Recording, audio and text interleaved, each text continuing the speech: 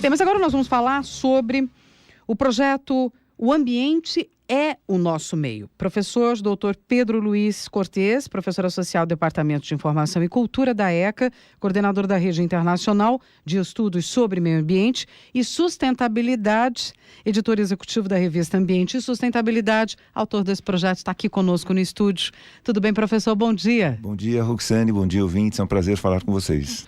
O ambiente é o nosso meio. O Brasil conta com um pouco mais de 200 milhões de habitantes, né? Sim. E aí, cerca de 56 milhões de estudantes. É uma parcela da população que, de alguma maneira, professor, recebe algum tipo de informação, em algum momento de educação ambiental, que é um processo de conscientização, isso é lento, mas isso tem sido feito em alguma medida. E a outra parcela da população que não recebe, quer dizer, recebe através dos meios de comunicação, da imprensa, dos artigos, né? Como agora, por exemplo, uma entrevista no rádio.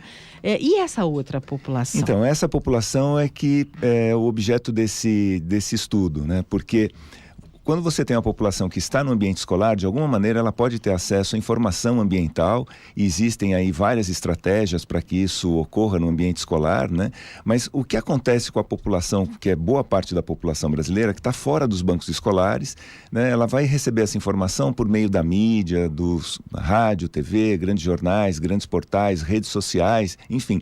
Como se dá esse processo de alfabetização ambiental, né? De literacia ambiental, para que ela possa desenvolver uma cidadania e participe dos processos decisórios em relação às políticas ambientais públicas, enfim, que ela participe ativamente das questões ambientais. Porque a gente não pode considerar que os problemas ambientais estão dissociados do nosso cotidiano, né? Não são coisas que a gente pode deixar numa prateleira e um determinado dia a gente vai se ocupar disso. Ao contrário, está no nosso dia a dia. Exatamente, eles permeiam o nosso dia a dia. Tanto que hoje o grande problema que a gente tem em São Paulo, né, nessa madrugada, com esse excesso de chuva e com essas inundações, é um reflexo de questões ambientais, né, de decisões que foram tomadas há muitos anos, de impermeabilização do solo, né, do uso inadequado dos nossos cursos d'água. Enfim, a gente tem uma série de problemas hoje que é decorrente de decisões que foram tomadas há várias décadas. Então, o que acontece com essa população que não recebe uma informação de maneira constante, né, de maneira organizada, né, como é que se dá essa absorção como ela absorve essa informação ambiental e como ela incorpora isso no seu uso cotidiano. Então, esse é o objeto de estudo, né, a preocupação desse estudo que está relacionado ao tema de literacia ambiental ou alfabetização ambiental. Né? É isso, quer dizer, a gente tem que entender a água, questionar o ar que respiramos, o que o senhor falou, inundações, alagamentos na cidade, quer dizer, o rio não transbordou porque ele quis, né? Uhum. São coisas do dia a dia, mudanças, as pessoas estão se conscientizando, de onde vem a minha comida, como é que é feito o alimento, como é que ele é produzido, a gente separar o lixo, reciclar, a gente vê em alguns momentos questões pontuais e as pessoas começando a se informar, mas isso tem melhorado, né? Tem melhorado, mas ainda há muito o que fazer. E quando a gente percebe que, solucionando determinados problemas ambientais, né, a gente cuida melhor não só do meio ambiente, mas também da nossa qualidade de vida, a gente resolve alguns problemas que afetam o nosso cotidiano, então esses problemas ambientais, eles passam a ter uma atenção muito maior por parte da população.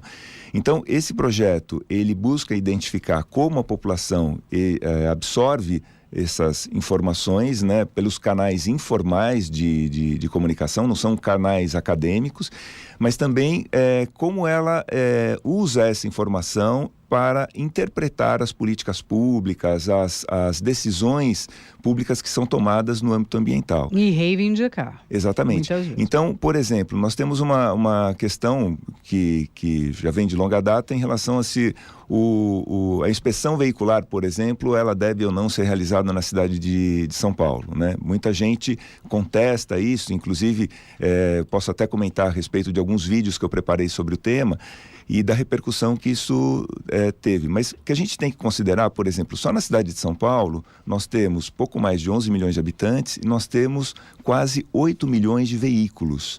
Ou seja, se nós não tivermos um acompanhamento, uma inspeção desses veículos, né, quem é que vai garantir a qualidade do ar que nós mesmos vamos respirar?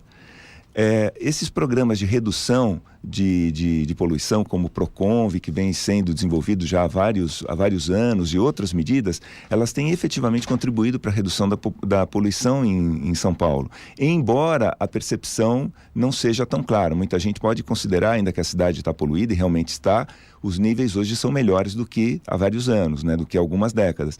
E isso é fruto de toda uma série de medidas públicas que foram tomadas. Agora, a população muitas vezes não é informada disso e acaba tomando essas medidas como, por exemplo, inspeção veicular, como um estorvo. E aí se coloca contra. Exatamente. Sem ter recebido a informação necessária para tomar uma posição efetiva a respeito de como isso deve ser feito e dos resultados que vêm sendo obtidos ao longo das últimas décadas. É que tudo que tem um custo, né, já há uma posição contrária, né? Mas eu já pago tanto, Exatamente. Por que eu tenho que pagar por isso? Exatamente. Como poderia o governo, no caso municipal, subsidiar, né? Eu preciso pagar por isso? Mas uma outra questão. Carro, por que não pagaria, por exemplo, pela inspeção? Uma outra questão que vai se impor, né, em algum momento aqui na região metropolitana de São Paulo, é o retorno, de alguma forma, da taxa do lixo, que foi muito contestada há alguns anos, né? Mas que essa é uma tendência que se verifica, por exemplo, em vários países europeus. Ou seja, à medida que você gera mais lixo, você paga mais pela destinação desse lixo. Então, isso acaba gerando um incentivo para programas de reciclagem, para a destinação mais adequada do lixo, evitando que ele seja descartado simplesmente num aterro sanitário, né? Todo o lixo que, por vezes, poderia ser reciclado ou passar por um processo de compostagem. Então, o que é importante lembrar é que, assim, nem todas as soluções dos problemas ambientais, elas dependem apenas do poder público. É uma questão de corresponsabilização. E para que a população possa se engajar nesses processos... Tem que saber do que está falando, exatamente. Né? Tem que saber. Ela depende da informação. Agora, professor, há muita informação incorreta, especialmente pela internet, porque as pessoas... É um canal maravilhoso para você buscar informações, mas se você não toma cuidado de onde vêm as informações, você acaba, pior, perpetuando uma informação errada, passando adiante uma informação errada. Com relação às questões do meio ambiente, a gente ouve muita coisa absurda. Sem dúvida. Queria que o senhor falasse um pouco sobre isso também. Então, quando eu fiz a minha tese de livre docência em 2010, eu fiz um diagnóstico sobre as informações ambientais públicas geradas pelas empresas, institutos e órgãos ligados ao governo do Estado de São Paulo. Então, assim, tem muita informação de qualidade, preparada por pessoal com um nível de excelência muito, muito grande, mas só que essa informação nem sempre chega ao público, dificilmente chega ao público, porque o público nem imagina que ela exista, né? Então, a proposta que eu fiz do ponto de vista conceitual era a organização de um portal que indexaria essa informação ambiental pública como uma espécie de catálogo dinâmico e online para que as pessoas pudessem verificar o que está disponível e utilizar essa informação conforme a sua necessidade, seja para fim didático, por exemplo, um professor do ensino fundamental, do ensino médio, mostrar algum caso para os alunos, uma empresa poder estudar casos de sucesso, né, de redução de emissões, o cidadão comum verificar o que está acontecendo para opinar a respeito de uma política, de uma decisão pública, enfim, existe essa possibilidade. Agora, isso precisa ser feito. Você tem muitas ONGs, né? Você tem um setor, é um setor organizado, mas são setores, são ilhas, né? Sim. De conhecimento, de informação, reagem, questionam políticas públicas, mas a gente precisa ampliar isso. Essa é que é a questão. Sem dúvida. E essa é uma das preocupações com esse projeto de pesquisa, é identificar exatamente qual é a avaliação que as pessoas vão fazer ou estão fazendo a respeito da qualidade dessa informação que elas estão recebendo. Exatamente. E quais são as principais fontes de informação que elas utilizam para, seja de forma passiva ou seja de forma ativa, né, quando elas saem buscando, quais são essas fontes de informação que elas utilizam para ter ideia do que está acontecendo do ponto de vista ambiental. Há quanto tempo tem esse projeto? Esse projeto eu já venho trabalhando com ele, eu venho desenvolvendo um projeto de educação ambiental desde 2010. E esse projeto específico, né, que está relacionado ao ambiente fora da sala de aula, eu comecei a desenvolver no ano passado. Inicialmente ele está sendo desenvolvido no Brasil, mas já existe, a partir do segundo semestre, a perspectiva de que eu passe essa pesquisa em outros países que compõem a rede internacional de estudos sobre meio ambiente e sustentabilidade. Então nós temos países com culturas similares, né, como o caso da Argentina, Chile, Portugal, Espanha, onde esse estudo ele deve ser executado também, e isso possibilita um nível de comparação muito interessante, porque nós temos um laço cultural similar, né, com esses países, são culturas similares, mas por vezes as políticas ambientais elas são diferentes e as soluções ambientais propostas pelo poder público também são diferentes. Então é interessante verificar como a população reage a determinadas demandas que estão sendo empreendidas nesses países. Né? Agora, professor, é mais fácil discutir uma informação sobre um problema local que envolva o município, a comunidade ali mais próxima, ou, por exemplo, entender uma mudança de rumo como agora do presidente Trump, que praticamente desfez o que Obama havia conseguido, aquele plano de energia limpa.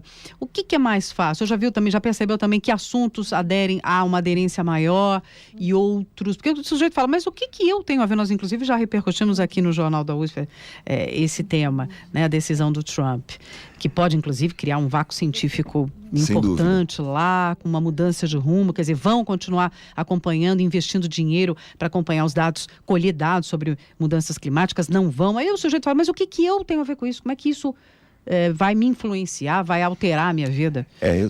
Parte desse projeto, ele é voltado para o desenvolvimento de vídeos, né, curtos, com cerca aí de 2 minutos de duração, que são colocados num canal específico do YouTube e são divulgados via rede social. Com esse nome? O canal dentro do YouTube se chama O Ambiente é o Nosso Meio. Legal. Né? Procurando no YouTube. Para quem tiver interesse. Vai encontrar. E eu tenho feito a divulgação disso por meio de redes sociais e captado nas redes sociais a reação das pessoas. Então, uma coisa que começa a ficar claro é que os problemas locais, eles merecem muito mais atenção do público do que, obviamente, os problemas globais, porque eles afetam mais diretamente o nosso cotidiano. Porque você falar de emissão de gás, emissão de CO2, quanto isso tem que diminuir mundialmente, que isso vai refletir no aumento da temperatura. Tem gente que diz, não existe aquecimento global, mas você sabe que quando a gente pega uma questão global e transpõe para o ambiente local, mostrando como isso se manifesta no ambiente local, as pessoas começam a se interessar. Então, por exemplo, as questões relacionadas à poluição do ar, né, têm suscitado muitos comentários, e também as questões de mobilidade. Né? Sempre que fala em automóvel, mudança de padrão de combustível, restrição de circulação, isso chama muito a atenção das pessoas, porque afeta, no caso de uma cidade como São Paulo, da região metropolitana de São Paulo, afeta o nosso cotidiano, afeta o nosso dia a dia. Então essa é uma preocupação muito, muito emergente. Então aí vai uma questão de dosar o discurso, né? Como a gente conversa com a população. Como as questões locais, elas têm um apelo muito mais significativo, então pegar essas questões, por exemplo, de mudanças climáticas e transpor isso para um ambiente local, falando assim, olha, como é que isso se manifesta em relação ao clima da região onde a gente vive, das emissões, né? Como é que isso se manifesta? Isso acaba sendo uma coisa muito, muito importante. Então, é sempre possível transpor essas questões globais para o aspecto local, e aí sim a gente consegue um engajamento, uma atenção maior por parte da população. Quando, por exemplo, o Trump fala a respeito do aquecimento global, a respeito das mudanças climáticas, nós temos essa situação aqui, porque não há como negar que com uma frota de quase 8 milhões de veículos, a gente não tem algum tipo de participação na poluição, na emissão de gases, enfim. Então, essa questão, quando a gente transpõe para o ambiente local, ela tem uma atenção maior e suscita um engajamento maior da população. Maravilha, vamos nos ligar, vamos participar, acompanhar as discussões nas redes sociais, visitar o canal no YouTube deste projeto O Ambiente é Nosso Meio, do professor doutor Pedro Luiz Cortes, que é professor associado do Departamento de Informação e Cultura da ECA, Escola de Comunicações e Artes da USP. Professor, muito obrigado pela participação. Eu agradeço a oportunidade. Tá certo? Vamos acompanhar e conversaremos sobre o tema oportunamente. Sem dúvida. Obrigada, bom dia.